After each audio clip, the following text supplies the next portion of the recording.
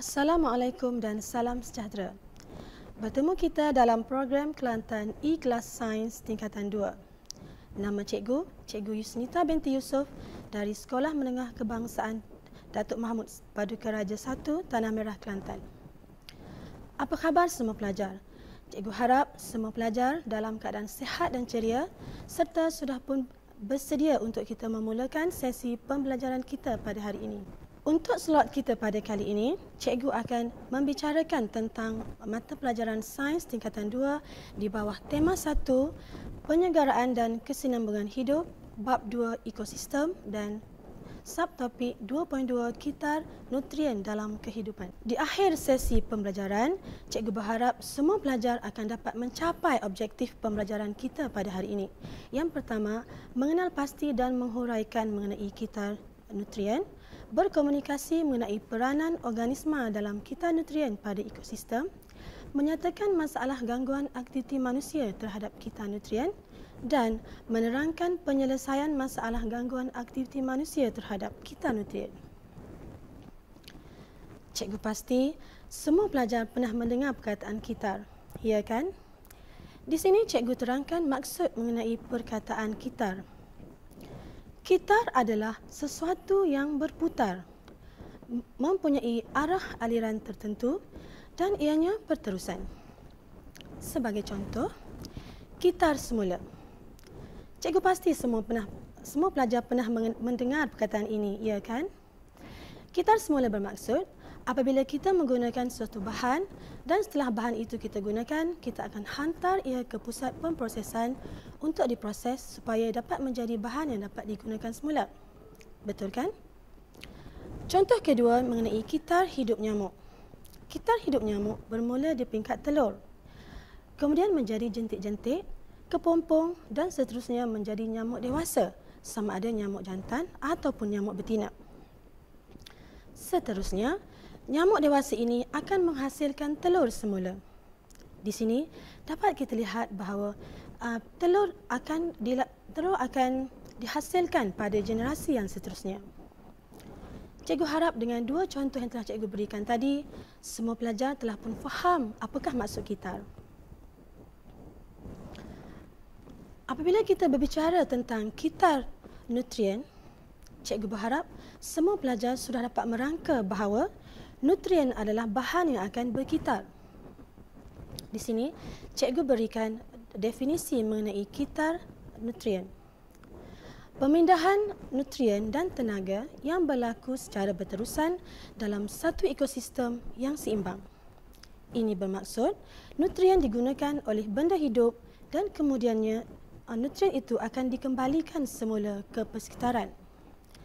Terdapat 3 jenis kitar nutrien iaitu kitar air, kitar oksigen dan kitar karbon. Cikgu akan terangkan satu persatu. Yang pertama mengenai kitar air. Kitar air ialah peredaran air yang berterusan dalam ekosistem. Contohnya, bermula di darat. Pengaliran air yang bermula di darat akan menuju ke laut, seterusnya akan naik ke atmosfera dan akan turun semula ke darat. Ini dapat dilihat bahawa air melalui satu arah edaran yang tertentu dan ianya berterusan. Selain itu, kitar air juga membolehkan manusia memahami kewujudan air dan cara pengurusannya. Pusingan air yang berterusan ini juga menunjukkan kepada kita bagaimana sungai dan cawangan-cawangannya mendapatkan air.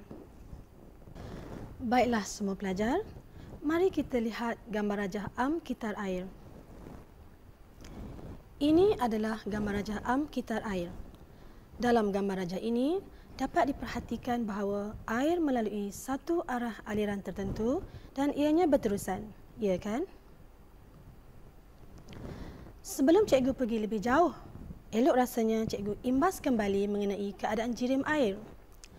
Masihkah semua pelajar ingat bahawa air boleh wujud dalam 3 keadaan jirim? Apakah ia?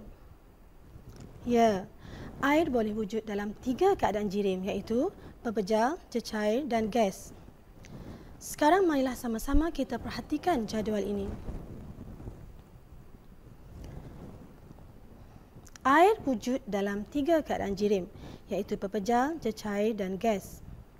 Air yang wujud dalam keadaan pepejal, sebagai contoh salji, akan turun ke bumi sebagai salji. Air dalam bentuk cecair, sebagai contoh air hujan, akan turun ke bumi sebagai hujan. Air dalam bentuk cecair seperti air sungai, air tasik, air kolam dan sebagainya akan naik ke atmosfera melalui proses penyejatan. Air dalam bentuk gas seperti wap air dan steam akan naik ke atmosfera melalui proses penyejatan, respirasi dan transpirasi. Sekarang, mari kita lihat gambar rajah air dengan lebih terperinci. Air yang berada di permukaan akan tersejat oleh tenaga cahaya matahari untuk membentuk wap air.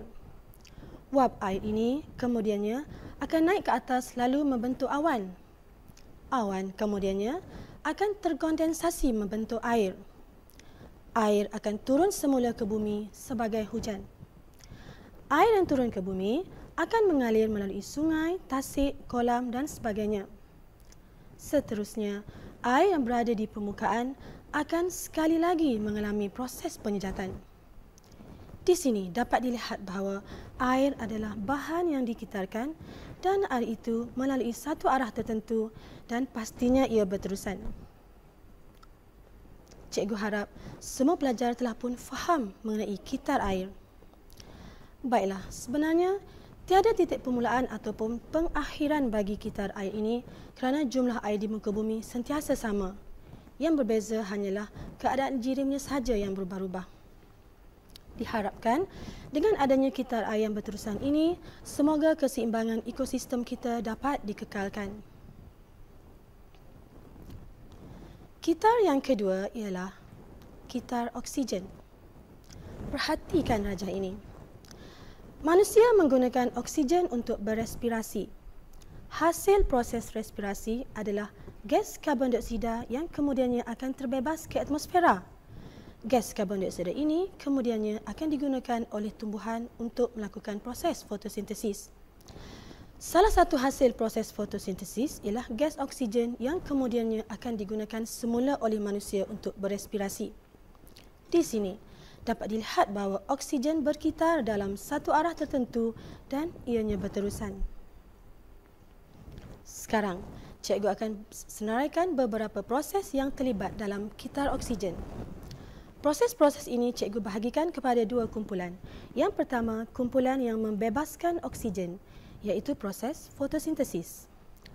Manakala kumpulan kedua ialah kumpulan yang menggunakan oksigen, iaitu respirasi sel, pernafasan, pembakaran, pengaratan dan penguraian. Selepas ini, cikgu akan rujuk sebagai 5 proses. Baiklah pelajar, ini adalah gambar rajah kitar oksigen. Perhatikan, terdapat 5 proses yang cikgu senaraikan tadi, iaitu respirasi sel, pernafasan, pembakaran, penguraian dan pengaratan. Kelima-lima proses ini pastinya menggunakan oksigen dan membebaskan karbon dioksida. Karbon dioksida yang berada di atmosfera kemudiannya akan digunakan oleh tumbuhan untuk melakukan proses fotosintesis. Salah satu hasil daripada proses fotosintesis adalah oksigen. Oksigen kemudiannya akan digunakan semula oleh 5 proses yang cikgu sebutkan tadi. Di sini juga dapat kita lihat bahawa oksigen diedarkan dalam satu kitaran yang berterusan. Ya kan? Sekarang mari kita lihat pula kitar yang ketiga, iaitu kitar karbon. Kitar karbon. Ia adalah edaran karbon di atmosfera bumi. Berlaku secara berterusan dan berfungsi untuk mengekalkan kandungan karbon di atmosfera bumi. Perhatikan rajah ini. Tumbuhan berfotosintesis menggunakan karbon dioksida dan akan menghasilkan oksigen. Oksigen kemudiannya akan digunakan oleh haiwan untuk melakukan proses pernafasan. Hasil daripada proses pernafasan haiwan, terbentuklah karbon dioksida di atmosfera. Karbon dioksida ini akan sekali lagi digunakan oleh tumbuhan untuk melakukan proses fotosintesis. Di sini dapat juga diperhatikan bahawa karbon diedarkan dalam satu arah kitaran yang berterusan. Terdapat beberapa proses yang terlibat dalam kitar karbon. Proses-proses ini cikgu bahagikan kepada dua kumpulan. Yang pertama, kumpulan yang menggunakan gas karbon dioksida, iaitu fotosintesis. Kumpulan kedua ialah kumpulan yang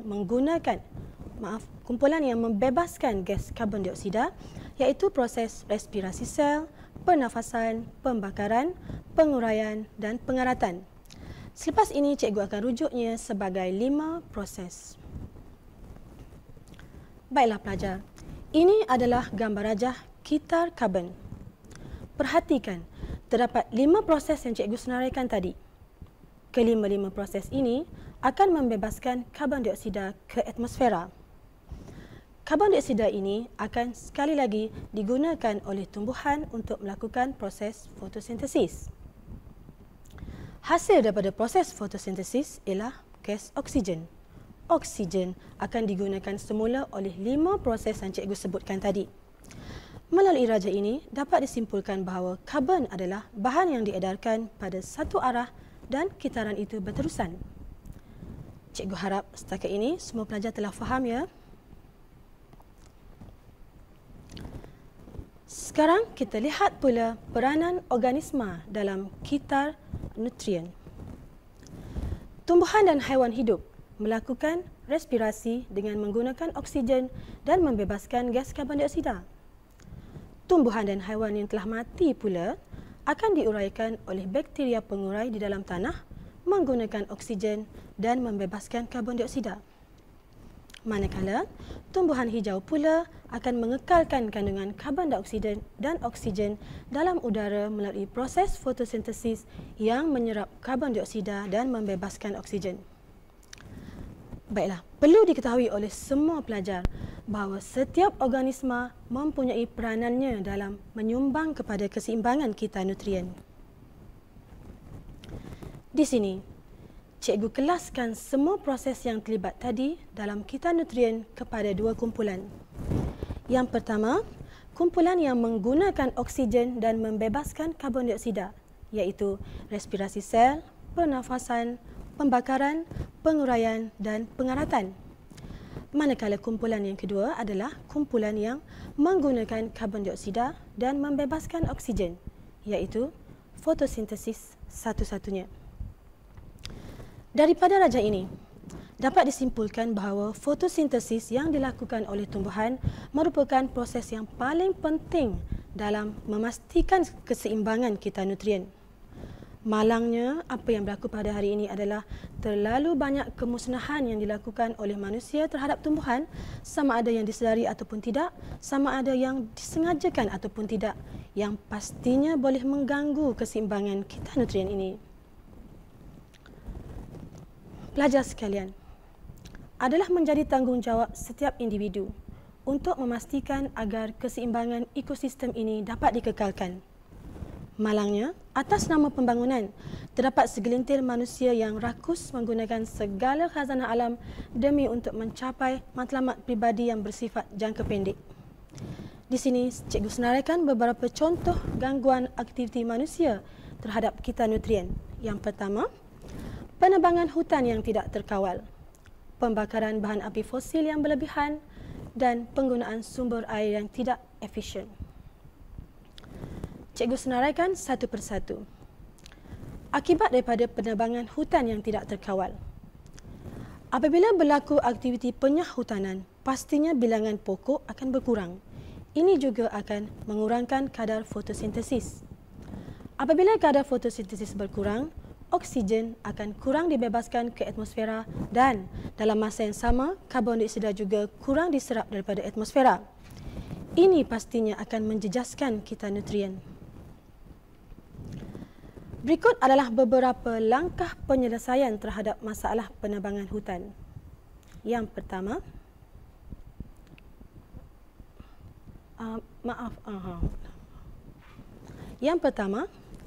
mengawal penebangan hutan supaya ianya teratur dan terkawal, menanam semula pokok bagi menggantikan pokok yang telah dinyah hutan tadi. Yang ketiga, mewartakan rizab hutan simpan bagi memastikan pengurusan terbaik sumber hutan yang berharga. Yang keempat, mencegah pembalakan haram dengan mengadakan rondaan yang kerap di kawasan yang terlibat. Yang kelima, menghadkan bilangan lesen pembalakan supaya seimbang antara aktiviti pembangunan dan kelestarian alam. Dan yang terakhir ialah menguatkuasakan undang-undang terhadap individu ataupun syarikat yang terlibat dalam melakukan pembalakan haram. Sekarang, mari kita lihat pula akibat daripada pembakaran bahan api fosil. Sebelum itu, cikgu terangkan dulu apakah itu bahan api fosil. Bahan api fosil adalah bahan api yang terbentuk daripada proses perebutan semula jadi haiwan dan tumbuhan mati yang termendap di bawah tekanan tinggi selama berjuta-juta tahun. Contohnya adalah seperti arang batu, petroleum dan gas asli. Bahan api jenis ini mengandungi kandungan karbon yang tinggi. Pembakaran bahan api ini pastinya akan menghasilkan gas karbon dioksida dalam kuantiti yang tinggi. Kandungan karbon dioksida yang tinggi dalam udara boleh menyebabkan kesan rumah hijau. Kesan rumah hijau pula akan meningkatkan suhu bumi dan menyebabkan pemanasan global berlaku. Sekarang cikgu terangkan pula apakah itu rumah hijau. Adakah ianya bermaksud sebuah rumah yang dicat dengan warna hijau? Oh, pastinya tidak. Baiklah, sekarang cikgu terangkan apakah itu rumah hijau.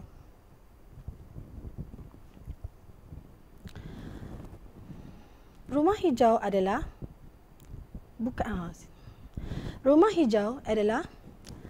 sebelum itu cikgu terangkan dulu beberapa gas yang disebut sebagai gas rumah hijau, iaitu gas karbon dioksida, karbon monoksida dan nitrogen dioksida. Gas ini disebut sedemikian kerana sifatnya yang memerangkap haba. Apabila berlaku pembakaran bahan api fosil yang berlebihan, ini akan menyebabkan komposisi gas rumah hijau yang terbebas ke udara melebihi tahap normal. Sifat gas rumah hijau yang memerangkap haba inilah yang menyebabkan haba daripada matahari tidak dapat dipantul keluar daripada atmosfera bumi. Keadaan inilah yang kita sebut sebagai rumah hijau. Baiklah, memandangkan semua pelajar telah pun faham mengenai rumah hijau, sekarang cikgu terangkan pula apakah itu kesan rumah hijau. Haba yang terperangkap di dalam rumah hijau pastinya akan meningkatkan suhu global bumi. Ini akan menyebabkan tanaman menjadi tidak subur. Selain itu, peningkatan suhu global bumi juga akan menyebabkan bongkah ais di kutub mencair dan seterusnya akan mengakibatkan paras air laut meningkat. Bagaimana pula dengan penyelesaiannya? Mewujudkan kesedaran dalam mengoptimalkan penggunaan sumber yang ada merupakan kaedah penyelesaian yang paling penting di samping menggantikan penggunaan bahan api fosil kepada penggunaan sumber tenaga alternatif seperti tenaga angin dan tenaga ombak. Selain itu, penggunaan penukar bermangkin pada kenderaan bermotor juga sangat digalakkan kerana ia berfungsi untuk membantu mengawal pelepasan gas yang berbahaya kepada alam sekitar. Sekarang, kita lihat pula akibat daripada penggunaan sumber air yang tidak efisien. Pertama, kitar air terganggu, mengurangkan sumber air tawar, merosakkan habitat air dan yang paling membimbangkan adalah boleh mengancam hidupan air. Langkah penyelesaian masalah kekurangan sumber air ini cikgu bahagikan kepada 3 cara. Yang pertama, memelihara sumber yang ada. Yang kedua, mengoptimalkan penggunaan sumber yang ada. Dan yang ketiga, mencari sumber air alternatif. Peringkat pertama iaitu memelihara sumber yang ada. Memelihara sumber yang ada bermaksud kita menjaga sumber yang sedia ada seperti sungai, tasik, kolam dan sebagainya daripada tercemar. Kerana apabila berlaku pencemaran, pastinya ia akan menjejaskan kualiti air. Lalu, bagaimana caranya? Pertama, elakkan daripada membuang sampah sarap ke dalam air kerana sampah ini akan menutupi arah laluan air. Yang kedua, kurangkan penggunaan bahan kimia kerana dibimbangi bahan kimia ini akan larut di dalam air dan memusnahkan alga yang merupakan makanan kepada plankton di dalam air. Kategori kedua iaitu mengoptimalkan penggunaan sumber yang ada. Mengoptimalkan penggunaan sumber yang ada bermaksud kita menggunakan semua sumber yang ada dengan sebaik mungkin. Yang pertama melalui kaedah penanaman hidroponik. Penanaman hidroponik ialah penanaman di dalam larutan nutrien tanpa menggunakan tanah. Tanaman ini diletakkan di atas takungan larutan nutrien dan akar tanaman tersebut akan mendapatkan air serta nutrien daripada takungan itu. Tanaman ini tidak perlu disiram dan ini pastinya akan menjimatkan air. Yang kedua, kita boleh menggunakan paip semburan halus. Menggunakan paip semburan halus semasa mandi, menyiram pokok ataupun membasuh kereta terbukti boleh menjimatkan air. Kategori ketiga iaitu mencari sumber air alternatif. Mencari sumber air alternatif bermaksud mencari sumber air selain daripada sumber yang sedang kita gunakan sekarang. Yang pertama ialah mendapatkan sumber air bawah tanah. Sumber air bawah tanah adalah air yang terletak di bawah permukaan bumi, di dalam ruang liang tanah dan di dalam retakan formasi batuan. Sistem telaga tiup merupakan satu cara yang digunakan untuk mendapatkan air bawah tanah. Yang kedua, boleh juga mendapatkan air daripada lautan. Air laut yang diproses menjadi air jernih melalui kaedah penyulingan dan osmosis berbalik ini, air jernih ini kemudiannya akan boleh digunakan dalam aktiviti harian kita. Baiklah semua pelajar, sebagai penutupnya, bumi dengan ekosistem yang seimbang merupakan anugerah Allah pada kita. Sekiranya sebuah ekosistem itu rosak, ia pastinya akan mengambil masa yang lama untuk ia kembali seimbang. Maka adalah menjadi tanggungjawab kita untuk melestarikan keseimbangan alam ini. Baiklah semua pelajar, kita mempunyai dua pilihan. Yang pertama, menggunakan semua sumber yang ada dengan optimum di samping dapat mengekalkan keseimbangan alam, ataupun menggunakan semua sumber yang ada semaksimal mungkin sehingga semuanya kehabisan. Pilihan di tangan kita. Cuma ingat, suatu hari nanti kita akan ditanya tentang tanggungjawab kita terhadap alam ini.